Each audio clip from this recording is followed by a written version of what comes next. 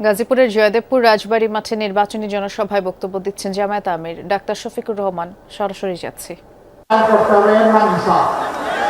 সবাইকে গলা কেটে সমান করে যেমন নাম ইনসাফ নয়, যা যেটা নিয়ে জন্য আমরা তার হাতে সেটাই তুলে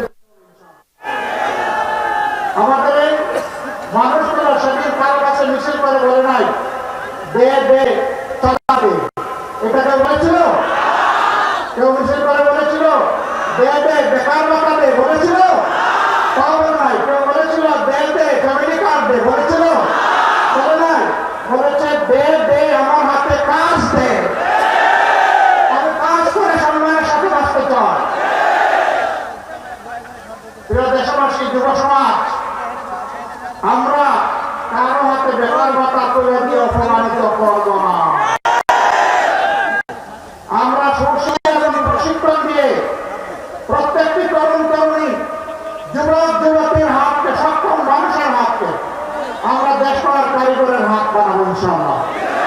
কাজ করে দিয়ে বলবো এটাই বাংলাদেশ, যা চেয়েছিলে এটা তোমাদের দাবি, এবার দুই হাতকে বাংলাদেশকে গড়ে দাও।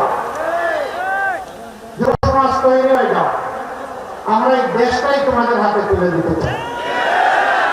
বাংলাদেশ নামের যে উড়োজাহাজ, এটা ককপিটে বসিয়ে দেব যুব সমাজকে, আমরা গিয়ে বসবো প্যাসেঞ্জার সিটে ইনশাআল্লাহ। ওরা পিছনে তাকাবে না, ওরা সামনে নিয়ে দেশকে এগিয়ে যাবে ইনশাআল্লাহ। একদল লোক আছে শুধু পিছন নিয়ে কামড়া কামড়ি করে, এদের স্বভাবটা চিংড়ি মাছের মতো। চিংড়ি মাছ দৌড়াইতে শুরু করলে শুধু পিছনের দিকে যায়। আমরা মানুষ আছে, আমরা পিছনে দৌড়াবো না, আমরা দেশ নিয়ে সামনের দিকে দৌড়াবো ইনশাআল্লাহ।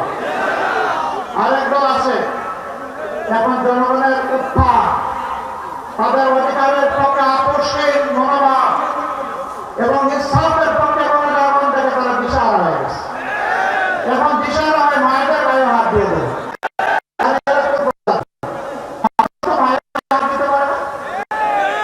আমরা এদেরকে অনুরোধ করি, সাবধান, কোনো মায়ের গায়ে হাত দিবা না, দয়া করে তোমার মাকে আগে সম্মান করতে শেখো।